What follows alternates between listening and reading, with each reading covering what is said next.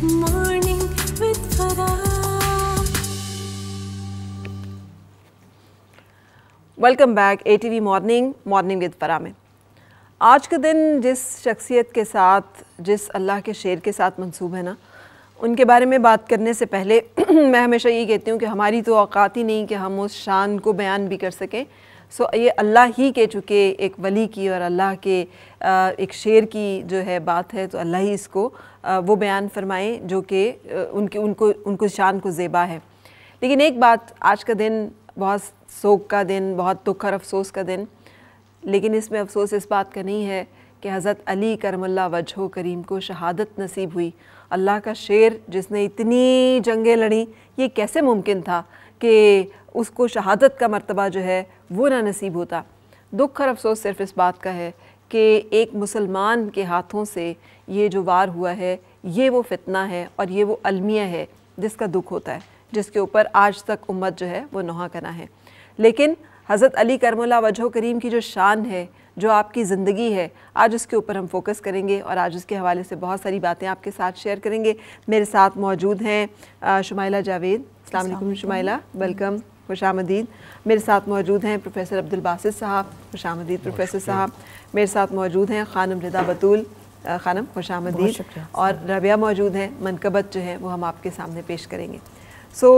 शुमाइला, सबसे पहले मैं चाहूँगी कि आप हमें इस हवाले से आगाह कीजिए, बात कीजिए कि ये जो मकाम व मर्तबा नसीब हुआ है हज़रत अली करमुल्लाह वजहो को करीम को, कि तमाम कोई रह नहीं गई ऐसी शान जो कि आपकी ज़ात में यकजा ना हुई हो, कोई ऐसा मकाम व मर्तबा जो आपको अता ना हुआ हो। बिल्कुल। हज़रत अली रज़ी अल्लाह तआला अन्हु की शख्सियत में जिस तरह से हमें ज़हानत मिलती है, शुजाअत मिलती है, बहादुरी मिलती है, इसी तरह से वो अल्लाह ताला की राह में बड़ी दरिया दिली के साथ लोगों में बांटना भी पसंद फरमाते थे। एक वाक़या आपकी इसकी बात के साथ ही एकदम से मेरे माइंड में क्लिक किया कि एक दफ़ा सूद काता करती थी हज़रत फ़ातिमा रज़ी अल्लाह तआला अन्हु, तो उन्होंने सूद काता और सूद काट के जो उन्होंने इकट्ठा किया वो हज़रत अली रज़ी अल्लाह तआला अन्हु को दिया और उन्हें कहा कि बाज़ार जाके ये फ़रोख्त करें और फ़रोख्त करके कुछ आटा ले आएँ, जाके मैं हज़रत इमाम हसन और हज़रत इमाम हुसैन को खाना बना के दे सकूँ, रोटी बना के दे सकूँ। जब हज़रत अली रज़ी अल्लाह तआला अन्हु बाज़ार में गए और उन्होंने 6 दिनार का वो वहाँ पे फ़रोख्त किया, उसके बाद ऐसा हुआ कि किसी की आवाज़ आई जो कि अल्लाह की राह में कुछ ना कुछ मांग रहा था। हज़रत अली रज़ी अल्लाह तआला अन्हु क्योंकि उनकी फ़यूज़ और बरक़ात, उनकी दयानत, उनकी शुजाअत और दरिया दिल थे और उन्होंने वो अल्लाह की राह में दे दिया।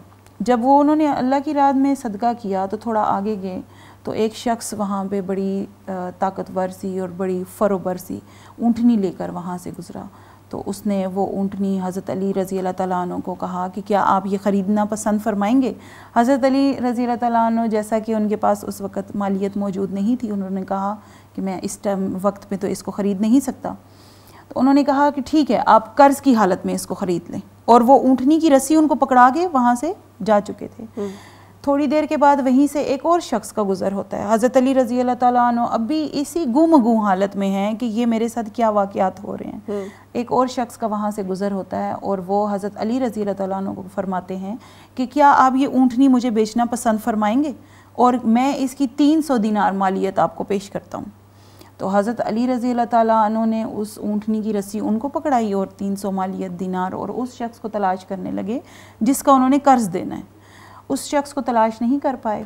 इसी गुमगु हालत में जब वो घर पहुँचे तो नबी पाक सल्लल्लाहु अलैहि वसल्लम को अपने घर में तशरीफ़ आवर पाया और वो हज़रत बीबी फ़ातिमा के साथ बैठे हुए थे और वो बड़ी मुबारक सी मुस्कुराहट के साथ हज़रत अली रज़ी अल्लाह तआला अन्हु का इस्तकबाल भी कर रहे थे और साथ में उन्हें पूछ रहे थे, अली ऊँटनी वाला वाक़या तुम बताओगे या मैं बताऊँ।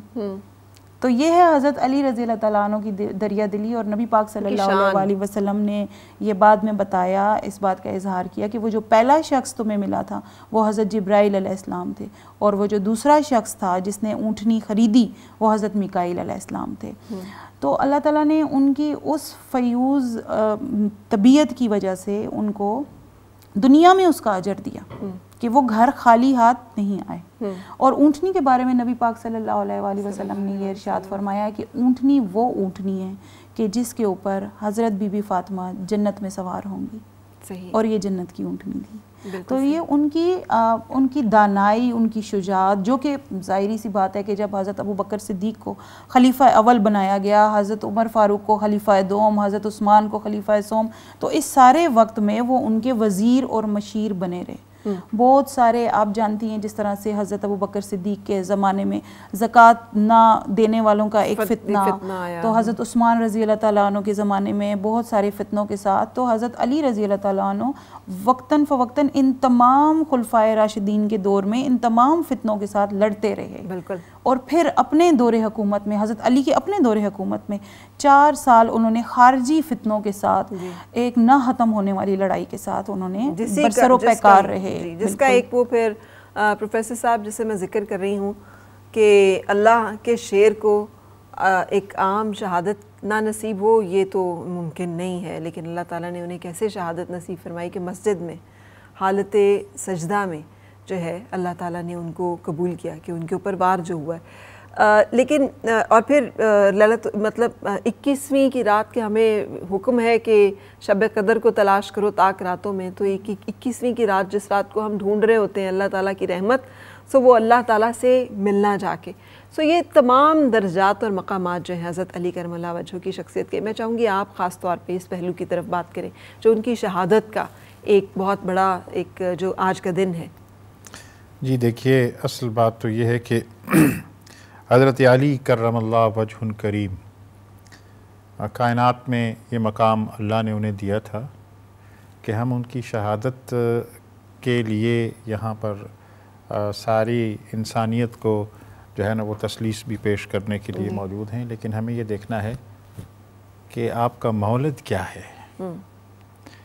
اللہ کریم نے آپ کو کعبہ کے اندر اس دنیا میں آپ آئے تو گئے بھی تو اللہ کے ہاں سجدہ ریزی کی حالت میں، اور وہ جو اس کے میان ہے، وہ اصل مقام ہے کہ نبی کریم صلی اللہ علیہ وآلہ وسلم نے جتنی تربیت، جتنی محبت، جتنا انحصار،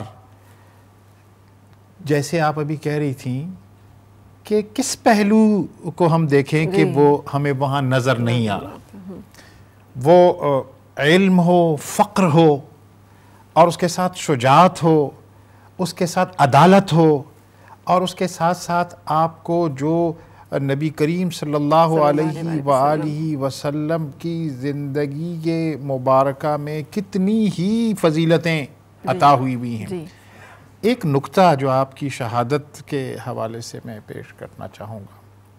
ایک دفعہ ایسے ہوا کہ ظاہر غزوات، تمام غزوات میں آپ نے داد شجاعت اور پھر فاتح خیبر، تو جب جنگ میں انسان جاتا ہے تو اس میں تو پھر ظاہر حملہ ہوتا بھی ہے، حملہ کیا بھی جاتا ہے. تو ایک تیر پیوست تھا حضرت علی کرم اللہ وجہ کو.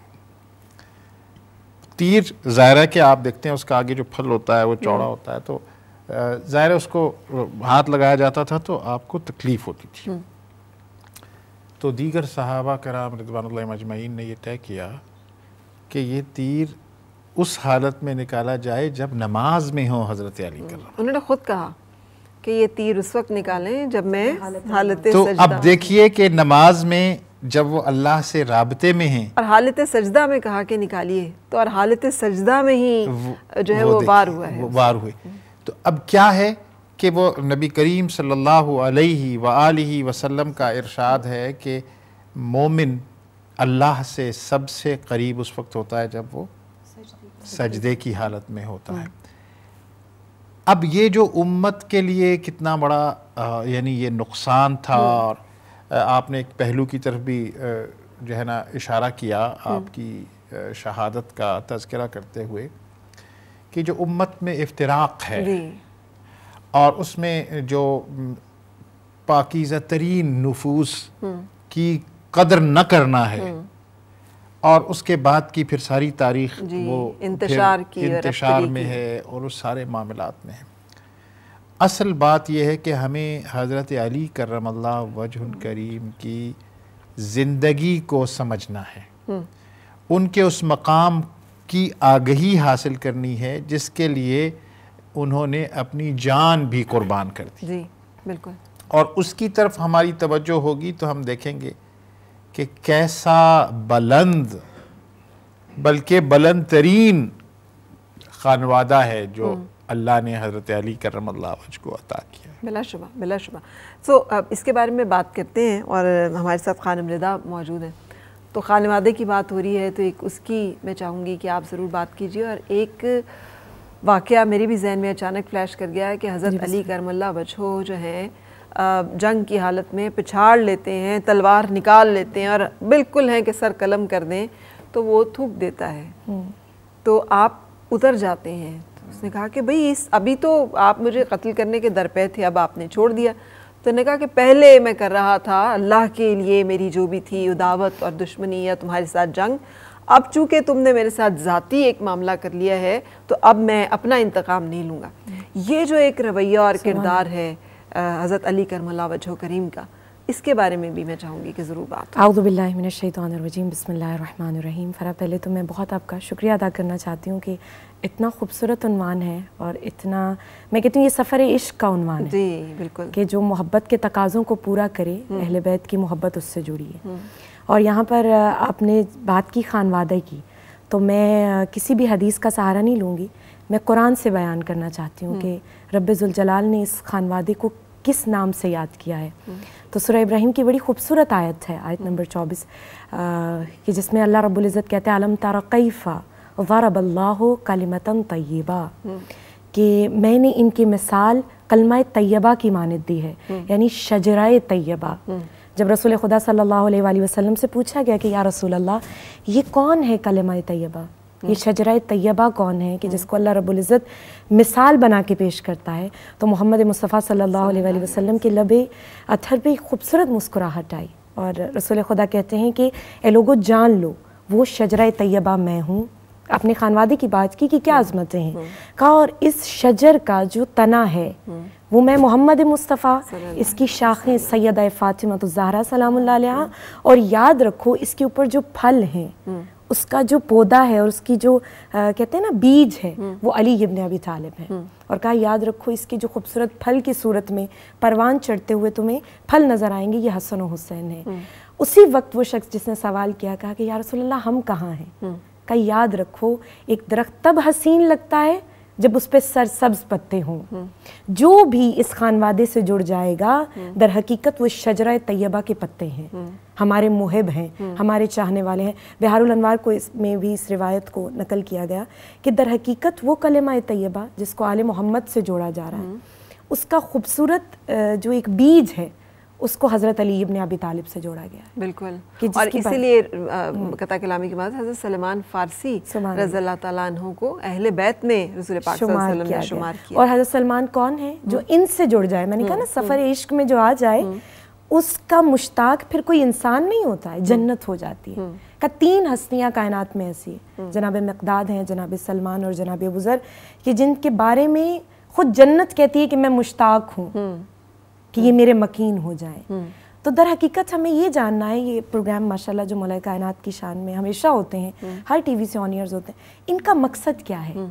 مقصد یہ ہے کہ جو مولا کائنات نے بتایا, کہا کہ میں اس رحمان کی عبادت کرتا ہوں کہ جو انسان کی شہر رگ سے بھی زیادہ اس کے قریب ہے. مطلب علی ابن ابی طالب علیہ السلام کی اگر سیرت پہ نگاہ کرنی ہے, توحید کی پہچان انہوں نے بتائی, ایک عبد اور معبود کی محبت کی شناخت انہوں نے بتائی. اب سوال یہ آتا ہے کہ یہ شناخت مولا علی کو کہاں سے ملی؟ ہم انسان بھٹک رہے ہیں نا کہ کوئی ایسا مسیحا ہو آج کے دور میں, کوئی ایسا منجی ہو, کوئی نجات دہندہ ہو جو ہماری مشکلات کو دور کرے. تو وہ کون ہے کہ جس نے مولا علی کے دل کو مسرور کیا؟ تو مولا علی کا یہ خوبصورت جملہ کہا کہ میں علی علی نہ ہوتا اگر میری زبان پر لاب دہن محمد مصطفیٰ نہ آیا ہوتا صلی اللہ علیہ وسلم. ہاں, کہ میں نے اگر جو کچھ بھی پایا ہے وہ محمد مصطفیٰ صلی اللہ علیہ وآلہ وسلم کے لعاب سے پایا. مطلب وہ جو اقلاب محمد مصطفیٰ ہے وہ علی کو اتنی پرواز دے رہی ہے. تو کیوں نہ ہم اس گھرانے سے جڑیں کہ جن کے سجدے میں سر ہے, اور ضربت جیسے آپ نے بیان کیا, وہ ضربت کا لگنا, مولا علی کہتے ہیں کہ وہ وقت کہ جب مجھے ضرب لگی فزت برب الکعبہ, رب کعبہ کی قسم کہ میں علی کامیاب ہو گیا. تو سوال کرنا چاہیے نا ناظرین کو بھی, یہ جو لمحات ہیں ماہ رمضان المبارک کے, پوچھیں کہ شبہائے قدر میں ایسا کون سا راز ہے کہ جو مولا علی نے اتنی فتوحات کر لی, اتنی جنگیں لڑ لی, لیکن مولا نے نہیں کہا کہ میں رب کعبہ کی قسم کامیاب ہو گیا. ذوالفقار عرش الہی سے آئی, ہاں, فتح خیبر میں در خیبر کو اکھاڑا, فتح مکہ پہ پشت محمد مصطفیٰ پہ سوار ہو کے بتوں کو گرا رہے. مولا علی کی زبان سے یہ جملہ نہیں نکلا. ایسی کیا چیز ہے کہ جو سجدے میں جا کے مولا علی کہہ رہے ہیں فزت برب الکعبہ, رب کعبہ کی قسم میں کامیاب ہو گیا. پتہ چلا آپ کی طاقت, آپ کا تکبر, آپ کی انا, آپ کی بہادری, آپ میں جو بھی صفات ہیں وہ تب عروج پہ نظر آتی ہیں, تب باکمال ہوتی ہیں جب آپ جھک جائیں. ہم میں جھکنے کی کوئی صفت نہیں ہے فرا, مطلب ہم جتنا بھی ترقی کر لیں ہم میں جھکاؤ نہیں ہے. ہمیں اتنا ملتا ہے ہم اتنے اکڑتے ہیں. ذات امیر المومنین علی ابن ابی طالب بتاتی ہے, وہ آپ نے ایک خوبصورت واقعہ جب بھی بتایا کہ میں انتقام اس لیے نہیں لے رہا کہ ابھی یہ مجھ پہ بات ہے, ذاتی دشمنی میں نہ بدل جائے. تو یہ چیز کیا بتاتی ہے؟ آل محمد کی سیرت, چاہے وہ اصحاب ہیں چاہے ازواج مطہرات ہیں, ان کی سیرت صرف اتنا سبق دیتی ہے کہ اپنے مقصد خلقت انسانیت کو پہچانیے کہ رب نے مجھے کس لیے خلق کیا ہے. التکبر الرداء اللہ, اللہ کی جو چادر کا نام ہے تکبر, اور ہم میں وہی سب سے زیادہ پایا جاتا ہے. بالکل. اور کیسے ممکن ہے کہ ہم اکڑ کر رب سے کچھ مانگ سکیں؟ جب تک جھکاؤ نہیں ہوگا تب تک کچھ ملے گا نہیں. اور وہ جملہ کہ پھلدار درخت ہمیشہ جھکے ہوئے نظر آتے ہیں, اور ہم میں وہ اکڑ بہت زیادہ ہے. بالکل. ہم اس پلیٹ فارم میں بیٹھ کر بھی آل محمد سے جب مانگتے ہیں تو اس کو بھی اپنی ذات سے مختص کر کے اپنے مرضی کے فضائل بیان کریں گے, لیکن جو حقیقت ہے وہ بیان نہیں کرتے. نہیں, ہم چاہیں گے کہ سارے فضائل جو ہیں آج ہم کوشش, ویسے تو اتنے ہیں, اتنے فضائل اور اتنے مناقب اور اتنی شان ہے کہ وہ میں پہلے ہی کہہ چکی ہوں کہ ہماری تو ہمیں تو سمجھ میں بھی آتے آتے شاید عمر گزر جاتی ہے کہ اچھا یہ بات ایسے ہے. لیکن دیکھیے رمضان المبارک کا مہینہ, شب قدر 21ویں کی رات, کوئی انہی میں سے کوئی ایک رات جو ہے وہ طاق راتوں میں سے وہ شب قدر, سجدے کی حالت میں ایک ضرب کا لگنا اور شہادت نصیب ہونا, یہ تمام جو ہیں یہ بڑے خوبصورت درجات تھے جو رہ گئے تھے حضرت علی کرم اللہ وجہہ کی زندگی میں, اور وہ بھی اللہ تعالیٰ نے انہیں عطا فرمائے. سو آج ہم اسی کا تذکرہ کر رہے ہیں, بریک کے لیے رک رہے ہیں اور پھر حاضر ہوتے ہیں. آؤ پھر سے مسکرائے اور مل کے گنگنائے ہیں گمشدہ جو خوشیاں.